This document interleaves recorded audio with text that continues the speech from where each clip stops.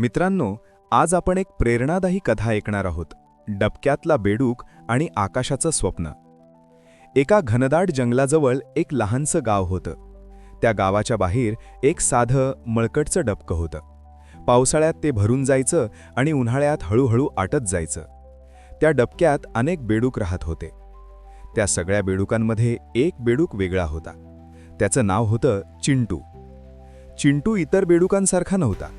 इतर बेडूक फक्त एवढंच म्हणायचे, आज किती डास मिळाले, आज पाणी किती उरलंय, उद्या पाऊस पडेल का.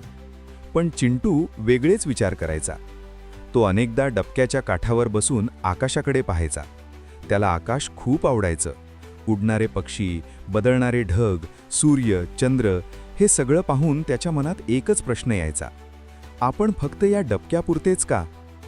एक दिवस चिंटू म्हणाला, मित्रांनो, हे डबकं संपलं तर आपण काय करू. इतर बेडूक हसले, अरे वेड्या, हेच आपलं जग आहे, इथे जन्मलो इथेच मरायचं. एक बेडूक म्हणाला, स्वप्न बघणं सोपं असतं, पण वास्तव स्वीकारायला शिक. चिंटू गप्प बसला, पण त्याचं स्वप्न मात्र गप्प बसलं नाही. काही दिवसांनी पाऊस थांबला. उन्हाळा वाढू लागला. डबकं दिवसेंदिवस आटू लागलं. पहिले सगळे बेडूक म्हणाले, काही नाही होणार. मग पाणी गुडघ्या एवढं राहिलं, मग टाचाने एवढं, मग फक्त चिखल. आता सगळे घाबरले. काय करायचं, कोण वाचवणार आपल्याला. चिंटू शांतपणे म्हणाला, मी आधीच सांगितलं होतं, आपल्याला नवं पाणी शोधायला हवं. डबक्यापासून थोड्या अंतरावर एक मोठा तलाव होता, पण मध्ये कोरडी जमीन, काटेरी गवत आणि माणसांची वाट होती. सगळे बेडूक म्हणाले, अशक्य आहे, आपण कधी इतकं लांब गेलोच नाही. चिंटू म्हणाला, जे कधी केलं नाही तेच तर करायचं असतं. कोणीच तयार झालं नाही, म्हणून चिंटू एकटाच निघाला. पहिल्यांदा उडी मारताना तो पडला. दुसऱ्यांदा काटा टोचला. तिसऱ्यांदा एक मुलगा त्याच्याकडे दगड फेकू लागला. चिंटू घाबरला. त्याला वाटलं परत जावं का. पण मग त्याला डबकं आठवलं, कोरडं, मृत, आशाहीन. तो स्वतःशीच म्हणाला, इथे थांबलो तर नक्की मरेन, पुढे गेलो तर कदाचित वाचेन.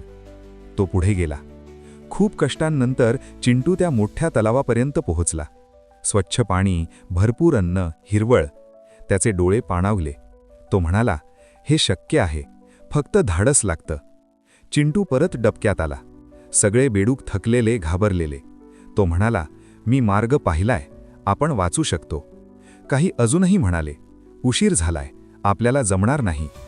चिंटू म्हणाला, जमणार नाही असं म्हणणं सोपं असतं, पण प्रयत्न करणं धाडसाचं असतं. थोड्या थोड्या बेडुकांनी हिंमत केली. चिंटू पुढे, बाकी मागे. कोणी पडला, कोणी घाबरला, पण कोणीही थांबला नाही. शेवटी सगळे तलावात पोहोचले. त्या दिवशी सगळ्यांनी मान्य केलं, स्वप्न पाहणारा बेडूक वेडा नव्हता, तो दूरदृष्टीचा होता.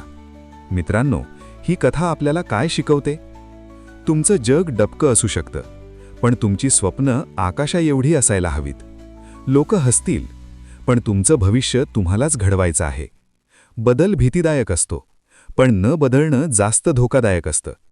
आणि नेतृत्व पदाने नाही, विचारांनी मिळतं.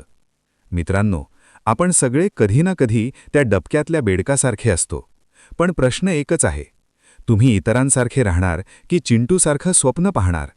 स्वप्न पहा, धाडस करा, उडी मारा, कारण कधी कधी एक उडीच संपूर्ण आयुष्य बदलते.